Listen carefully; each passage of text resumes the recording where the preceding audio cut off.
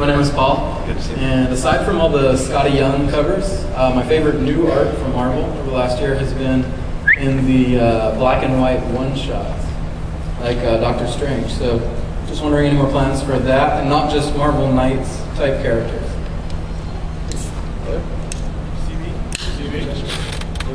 There's some more black and white stuff in the works. I mean, you're talking about like the Fraser Irvin stuff and the Doctor Strange book and things. Yeah, we have a couple more coming out.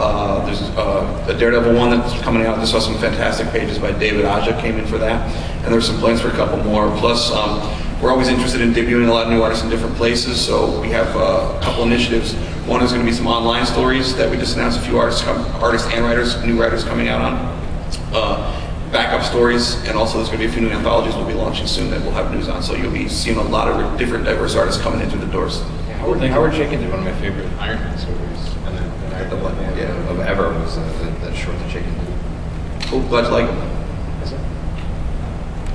I just wanted to thank Matt Fraction for drawing a Superman, or actually drawing a Hitler mustache on Superman during a signing yesterday. I asked you for permission, and you said it sounded like a great idea.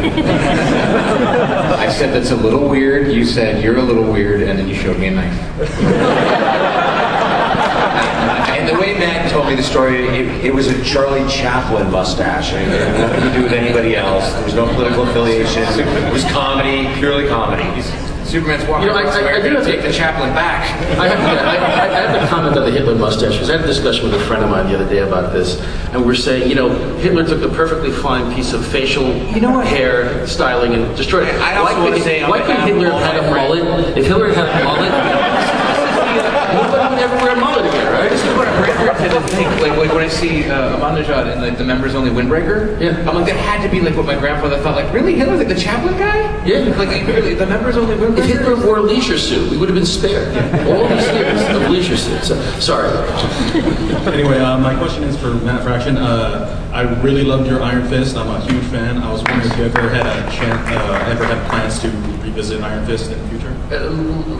Literally, my answer changed 48 hours ago. My answer for a long time was like, no, I felt done. It was a good time, and working with Ed and David was terrific. And when they left, I knew I wanted to go because I didn't want to be the guy who ruined Iron Fist. And I thought, and I felt done. Will be. Yeah, no, yeah, and then 48 hours. I thought I was getting Inception there. 48 hours ago, a dumb thought popped in my head, and I called somebody about it. So we'll see. It might just be a dumb thought. In fairness, I have dumb thoughts all the time and call people all the time. That was how I ended up on Thor. But it just a passing notion went through my head for the first time in a long while, and I called somebody, and we'll see. Maybe it is destined to become a dream deferred. Maybe it'll turn into something. We'll see. Thanks. And Arun, any more Iron Fist masks?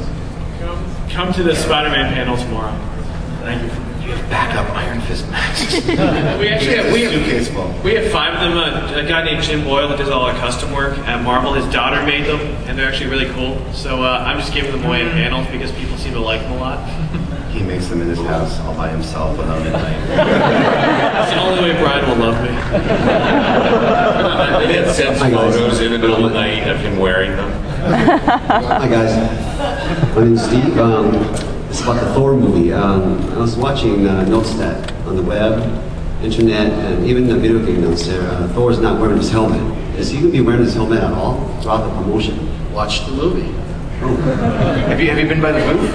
No, not today. Go by the booth. Yeah. His helmet's at the booth. Go by the booth. So if I get to see it now. And there's something else at the booth. Go by the booth. Go by the booth. I like how they just rise on the floor. Alright, who's next? Hey guys. First off, I want to give out a shout to Joe. Thanks so much for having so much to do with having all those trade paperbacks. I know there's been a lot of criticism, people not liking the idea of having so many trade paperbacks. It's killing the monthly idea. Never did. But for a new reader like myself, I've always loved comic books, but I've only just gotten into them like in the past few years. If it wasn't for all those trades, I would never have been able to catch up to the point where I could start buying the monthlies, because I would just be so overwhelmed with the huge histories that all these characters have. So the fact that those trade paperbacks are out there for people like me is a great way to even get me going on those monthlies. So thanks again for that. Thanks, I appreciate it. My question is, recently you guys started reprinting all those Thor Tales of Asgard stories. As you saw on my shirt, I'm a big Thor fan. Thor is pretty much everything I like to talk about. So I was wondering if you guys were ever thinking of doing any new stories in that kind of line, like any stories of all the other.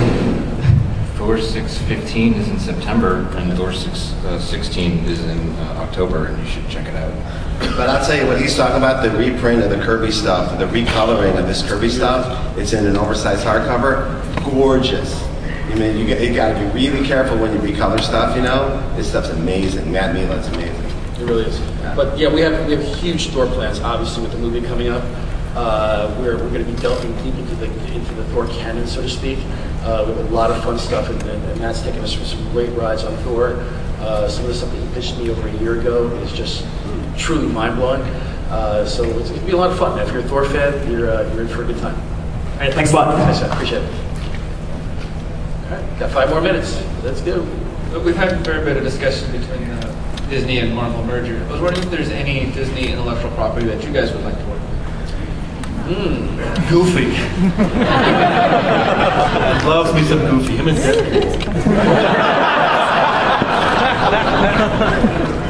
My kid watches Jungle Book as frequently as his mother and I will let him.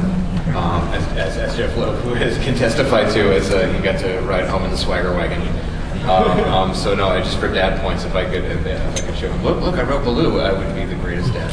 And he'd be like, you have to ruin everything I like. Yeah, exactly. Just let me have something to myself. I read a story in which Mephisto breaks up Minnie and Mickey. one mouse in time. I just don't think they work together, quite frankly.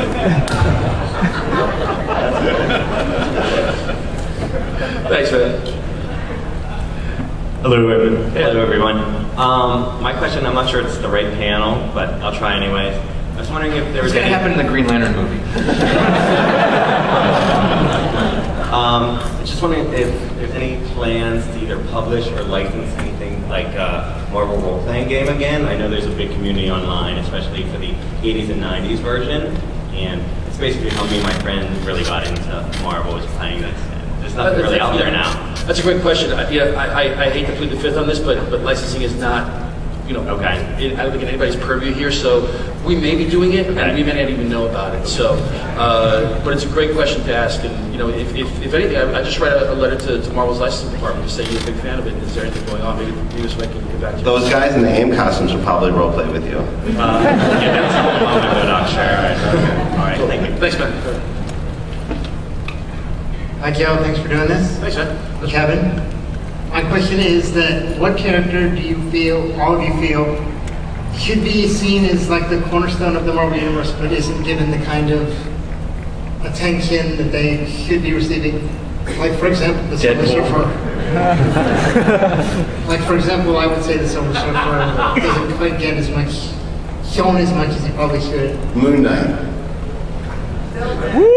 Killraven. Killraven. Killraven. Surfer, Doctor Strange, Iron Fist, Captain Marvel. Howard the Duck! It's that same dude. Same dude. The guy's been following me around this convention for 3 days yelling Howard the Duck and that guy's it's not going to work. Deathlock and Moon Knight. I'll say U.S. agent. You're Canadian. He was part of One time to see Alpha Flight and you blew it.